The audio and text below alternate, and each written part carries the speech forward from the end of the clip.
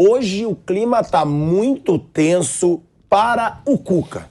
Essa é a verdade. Para o Corinthians, claro, que vai enfrentar o Remo tendo que reverter uma vantagem de 2-0 no jogo de ida e que poderia ter sido mais. O Remo criou ainda mais chances claras de gol e venceu por 2-0 o Corinthians. Agora, além de reverter esse resultado, tem toda a tensão envolvendo o técnico Cuca. Lembrando, tá? Quem começou a trazer essa informação foi o velho Vamp, foi muito desmentido, foi muito zoado, inclusive nas redes sociais, e a informação que ele deu estava certíssima. Ele trouxe que o Cuca teria falado com o Duílio e dito: se for atrapalhar o clube, eu aceito sair. De uma forma que não tenha rescisão de contrato, multa. O Vamp trouxe essa informação. Alguns distorceram na internet, dizendo que ele disse que o Cuca pediu para sair. Não. Quem for ver o programa pode ver de novo, ele em momento nenhum falou isso. Ele disse que o Cuca se colocou à disposição, colocou o cargo dele à disposição. Ó, se quiser me tirar, se estiver atrapalhando, eu saio sem cobrar nada e a gente se resolve. O Cuca já se sentindo incomodado com toda a repercussão do caso aí de abuso de uma menina de 13 anos, quando ele estava com o Grêmio na Europa, na Suíça, né? Suíça. Na Suíça.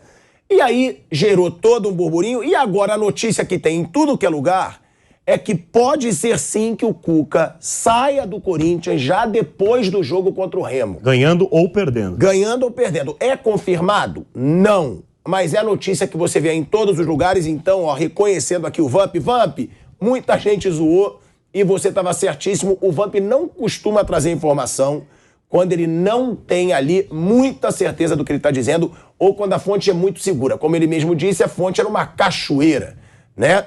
Agora, a situação do Corinthians. Primeiro vamos falar do jogo. E depois a gente vai falar sobre essa situação do Cuca. Vai falar aí de provas que estão aparecendo. Parece que o UOL fez uma grande reportagem. Já o advogado da menina já disse, o que complica muito a situação do Cuca, que sim, o Cuca estava envolvido e que é mentira que a menina não reconheceu o Cuca. A gente vai trazer todas essas informações. Vamos falar sobre a situação do Cuca no Corinthians, mas antes falando sobre o jogo, Flávio Prado. Corinthians perdeu para o Remo 2-0, poderia ter sido mais, é bom deixar isso claro. E agora vai para a Arena Corinthians, para a Neoquímica Arena, né, como preferem chamar agora, com essa pressão, não só do resultado, mas uma pressão em cima do Cuca. Primeiro, eu acredito que a torcida do Corinthians, pelo histórico que tem, não vai cobrar ou vaiar o Cuca durante o jogo. Pelo histórico que tem. Eu acho que durante o jogo vai ser apoio o tempo inteiro. Quero saber a sua opinião e dos outros integrantes da mesa. E outra, o Corinthians, sem o Renato Augusto, que provavelmente o Renato Augusto não joga, né? Sem o Renato Augusto, a gente sempre fala da dependência dele. Consegue, na sua opinião, reverter esse resultado? Bom, primeiro eu não vi o primeiro jogo porque eu fiz um outro, eu não lembro, mas todo mundo fala que realmente foi um massacre. Normalmente, esses times que vão muito bem na primeira perna, quando vem fazer o segundo jogo em São Paulo, não costumam se dar bem. É meio tradicional isso, é bem... Então acho que o Corinthians vai passar pelo Remo, acho que ele vai conseguir de alguma forma passar pelo Remo. Ora, a gente não sabe o nível de pressão que isso está, né? Como é que isso está chegando nos jogadores, se está chegando, se eles estão blindados, não dá para saber. A verdade é que está uma pressão desproporcional, não estou dizendo que não deva ter, estou dizendo que é uma coisa muito acima da média. Já um treinador, de modo geral, ele é muito pressionado, ele trabalha em cima de um clima pesado, e agora existem dois fatores adicionais a isso, né? Além da pressão natural, por estar começando um novo trabalho, esse assunto que voltou de 1987 e que está pegando forte nas redes sociais e tal. Não sei se isso pode reverter o processo, mas acho que o Corinthians tem condição dentro de campo de ganhar o jogo. Não acredito que o Remo consiga manter um bom nível jogando em São Paulo. Não é o normal. O time faz a parte que é igual Maringá e Flamengo, que nós vamos falar daqui a pouco. Acho que o Flamengo vai passar por cima. Uma coisa é jogar em casa, numa situação que você é surpresa e tal. Outra coisa é quando você já conhece o time, já conhece o adversário. Acho que o Corinthians ganha o jogo do Remo. Acho que vai ganhar o jogo, vai passar de fase. Independente de qualquer coisa. Eu também. Eu acredito na virada do Corinthians. Acredito de verdade, mas eu acho que não dá pra comparar o Remo com o Maringá. Porque eu acho que o Remo, querendo ou não, é um time que já jogou Série A, é um time que tem uma torcida, é um time que tá na Série C, o Maringá tá na Série D. Não tem mais razão. O quê? Não tem razão. Você viu o jogo, né? Flamengo e Maringá. Você tem análise do Piperno desse time do Maringá. O Piperno estudou esse time do Maringá, não tô brincando não. E ele falou pra mim, que depois a gente vai falar de Flamengo, né? Mas ele falou e não deu outra, cara. É um time extremamente ajeitado esse do Maringá. Ele tem muita coisa parecida com a questão de gestão do Água Santa. É um time que está se arrumando.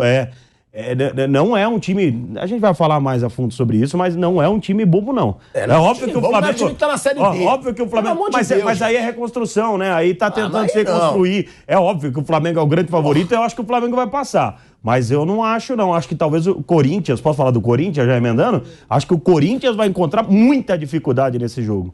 Por toda a atmosfera que foi criada, né? Que não tem como não ligar uma coisa com a outra, Pilhado. É impossível você não ligar uma coisa com a outra num jogo que a gente pode ter manifestações antes do início da partida, né? Do lado externo da arena. A gente pode ter manifestações lá dentro da arena do Corinthians, de todas as torcidas agora, porque a própria Gaviões, que é a maior torcida do Corinthians, uniformizada também, está se manifestando contrário à permanência do Cuca. Você tem a questão psicológica de todos que estão envolvidos ali.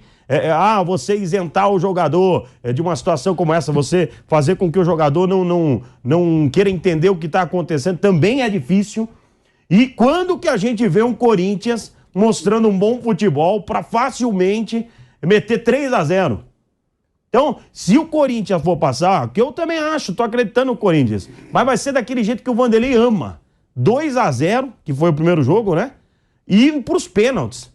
Que eu não vejo facilidade pro time do Corinthians jogando na arena, pelo que o Corinthians vem apresentando, pela dependência do Renato, pela falta de comprometimento de muitos jogadores que estão vestindo a camisa do Corinthians. Eu não vejo facilidade. E para mim, independente do resultado, acho que o Cuca isso é achismo mesmo, não é nenhum tipo de informação. Acho que o Cuca não vai permanecer no Corinthians, porque a vida dele está muito delicada lá, fora do Corinthians também. Então não tá fácil para ficar no comando do Corinthians. Mas acho que o Corinthians passa, mas assim, no sofrimento, naquele jeito corintiano de ser. Agora, o Vanderlei, ainda sem o Fagner, né, que trata de um edema muscular, e sem contar com o português Rafael Ramos, o Cuca deve ter que improvisar o Duqueiroz na lateral. Era uma baixa que ele não esperava, além do Renato Augusto, que não vai jogar, que é esse jogador decisivo pro Corinthians. E aí o Vamp, que gosta de falar de cavalaria, né? A gente teria Cássio, Duqueiroz, Bruno Mendes, Gil e Fábio Santos. Rony, Fausto Vera e Matheus Araújo. Adson, Roger Guedes e Yuri Alberto. Para enfrentar o Remo aí. 5 dos últimos 7 gols sofridos pelo Corinthians tiveram origem em cruzamentos pelo alto. Então, que é uma outra falha aí do Corinthians e que também envolve lateral, né? Já que vai ter desfalque, porque os cruzamentos geralmente eles vêm ali da ponta. O que falar sobre essa cavalaria? E assusta Renato Augusto de novo fora? Porque para um jogo como esse, Renato Augusto seria super importante. Porque é aquele cara da criação do Corinthians. A gente vê jogo do Corinthians sem o Renato Augusto, a gente fala, caramba, não tem criação nenhuma. E precisa reverter 2-0 aí no placar, né? Asmar, começando pelo final, assusta não ter o Renato Augusto. O time perde uma dose de criatividade, de ação cerebral enorme, né? Gente, você sobe o túnel já tomando de 3-0. Não é de 2-0. Não é fácil, né? Se você for um time muito poderoso, ainda assim é um obstáculo a ser ultrapassado. Se você for um time que não tem grande eficiência, que é o caso do Corinthians, não é fácil. Joga em casa é um fator positivo. Dizem que em alguns momentos isso ajuda. Não tem sido assim nos últimos tempos, né? É só se for atento nessa observação. Mas tem chance, mas eu acredito que, antes da bola rolar, eu acredito que será um parto. se conseguir a classificação. E eu queria só acrescentar, Asmar, com relação à cabeça do Cuca. Né? Como é que pode treinar um time nas últimas horas só focado na arrumação da equipe com essa turbulência que ele está vivendo? Precisa ser precisa ter um super controle psicológico, virar a chavinha. Como é que pode ele estar lá no campo, olha, vamos fazer isso, fazer aquilo, com essa turbulência que ele está vivendo? Então, eu imagino que por mais insensível que o time seja, o time também está sentindo a fogueira que o técnico está vivendo nesse momento. Então, é uma situação muito delicada o jogo desta noite, dentro e fora de campo, Asmar. Em seus últimos trabalhos no Brasil, o Cuca, ele tem a tendência de fazer o trabalho embalar com o tempo, né? E ele ainda chamou a responsabilidade. Quando eu tiver 10, 15 dias de trabalho, acho que foi 15, 20 dias de trabalho, eu vou dar uma cara para esse time. Ele fez, inclusive, críticas, disse que tinha muito espaço entre os jogadores, criticou, expôs até um pouco o trabalho do Lázaro, né? Mas aí ele tem que explicar o que ele viu no seu time.